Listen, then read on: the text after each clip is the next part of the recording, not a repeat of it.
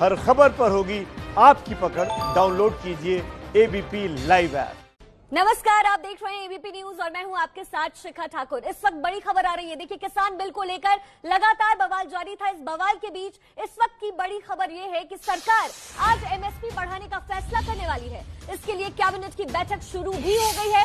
ABP news को सूत्रों के हवाले से ये जानकारी मिली है कि गेहूं का एमएसपी 85 रुपए प्रति क्विंटल बढ़ाया जा सकता है। इस वक्त की बड़ी खबर आपको बता दें, लगातार एमएसपी को लेकर वाद विवाद के बाद बड़ी खबर इस वक्त आ रही है। एमएसपी को लेकर गेहूं का एमएसपी 85 रुपए प्रति क्विंटल बढ़ाया जा सकता है। प्रशांत इस वक्त हमारे साथ जुड़ रहे हैं। प्रशांत, लगातार एमएसपी को लेकर के वाद विवाद हो रहा था और प्रधानमंत्री लगातार आश्वासन भी दे रहे थे। अब ऐसे में क्या ताजा अपडेट है प्रशांत? जी देखिए शिखा, बिल्कुल आपने ठीक कहा। किसान बिल को लेकर जो विरोध चल रहा है उसका एक बिंदु यह है कि विरोधियों का कहना है कि एमएसपी को सरकार खत्म करना चाहती है।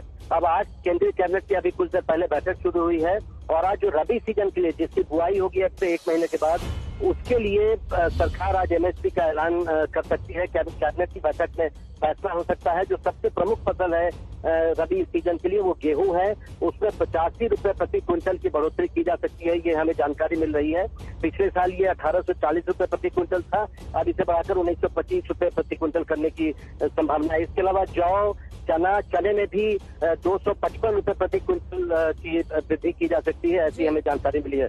तो जो विवाद चल रहा है एमएसपी, सरकार चाहती है कि उसका जवाब दिया जाए और आज ही कैबिनेट की बैठक में एमएसपी बढ़ाने पर फैसला हो सकता है रबी सीजन के लिए। तो प्रशांत, एक और सवाल आपसे ये है कि क्या मंडी को लेकर के भी इस पर आज की इस बैठक में कुछ फैसला हो सकता है? क्योंकि लगातार किसान जो है वो मंडी को लेकर के भी उनके अंदर कहीं ना कहीं डर है कि उस मंडी को खत्म कर दिया जाएगा। जी देखिए शिखा, ये जो एमएसपी बढ़ाने का फैसला होता है ये हर साल 2 बार होता है, एक खरीफ सीजन के पहले, एक रबी सीजन के पहले। अभी चूंकि जो बुआई शुरू होगी, जो गेहूं की बुआई शुरू होती है, हम जानते हैं अक्टूबर के महीने में, अक्टूबर नवंबर के महीने में, उसके पहले सरकार एमएसपी अनाउंस करती है। उसी के तहत आज की बैठक है। लेकिन चूंकि अभी एमएसपी पर फोकस आ चुका है और एमएसपी को लेकर शिकायतें की जा रही है और विरोधी दल बार बार कह रहे हैं कि एमएसपी सरकार समाप्त करना चाहती है, तो सरकार आज ये फैसला करके एक बड़ा संदेश देना चाहती है किसानों को कि एमएसपी जारी रहेगा, न सिर्फ जारी रहेगा बल्कि उसमें बढ़ोतरी भी की जा रही है। जी प्रशांत, बेहद शुक्रिया इस तमाम जानकारी के लिए। आप लगातार नजर बनाकर रखिए, हम आप तक वापस आएंगे। देखिए, इस वक्त बैठक चल रही है और नए एमएसपी पर बातचीत हो रही है। नए एमएसपी का ऐलान अब से कुछ ही देर में हो सकता है। साथ ही आपको बता दें कि किसान बिल पर मचा बवाल अभी थम नहीं रहा, आज भी हलचल दिखी है।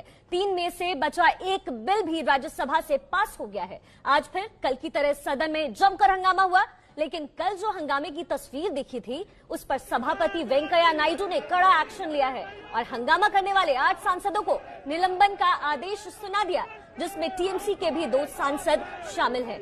ममता ने सरकार को तानाशाह बता दिया और इन सब के बावजूद विपक्ष विरोध की अपनी दलील पर अब भी अड़ा हुआ है। लेकिन सबसे बड़ी बात यह है कि प्रधानमंत्री ने एक बार फिर किसान बिल पर अपनी बात रखी और बिल को ऐतिहासिक बताया है।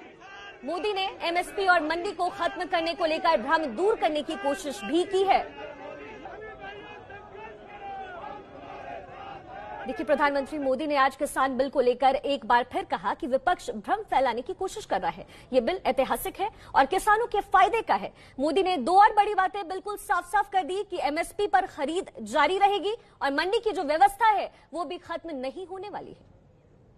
देश के हर किसान को ये आजादी दी है कि वो किसी को भी कहीं पर भी अपनी फसल, अपने फल सब्जियां अपनी शर्तों पर बेच सकता है। अब उसे अपने क्षेत्र की मंडी के अलावा भी कई और विकल्प मिल गए हैं। अब उसे अगर मंडी में ज्यादा लाभ मिलेगा तो वहां मंडी में जाकर अपनी फसल बेचेगा। मंडी के अलावा कहीं और से ज्यादा पैसा मिलता है, ज्यादा लाभ मिलता है तो वहां जाकर के बेचेगा। क्या कृषि मंडियां बंद हो जाएगी? क्या वहां पर खरीद बंद हो जाएगी?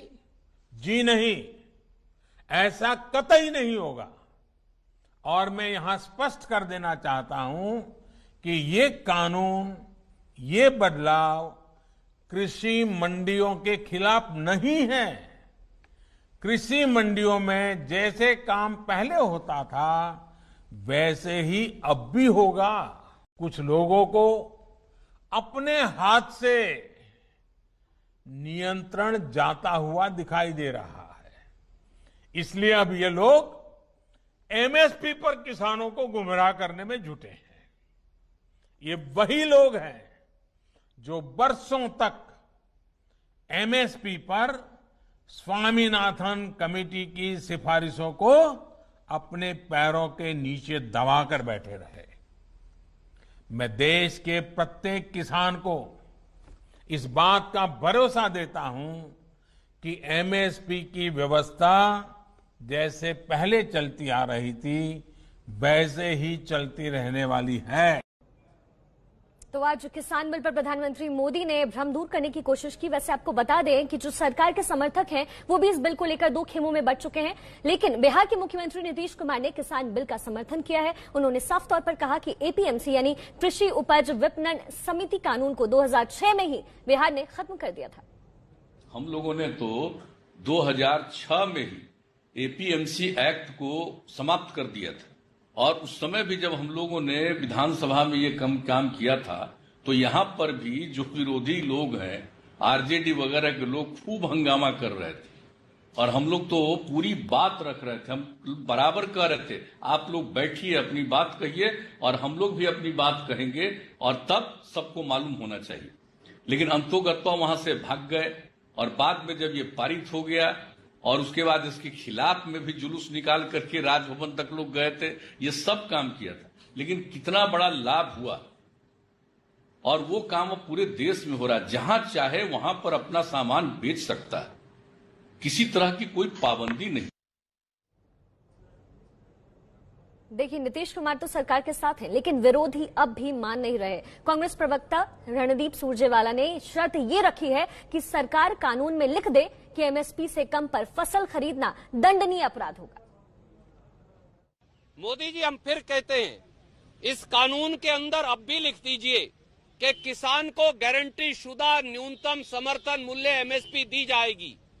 जो एमएसपी नहीं देगा तो मोदी सरकार गारंटी करेगी कि किसान को एमएसपी मिलेगी।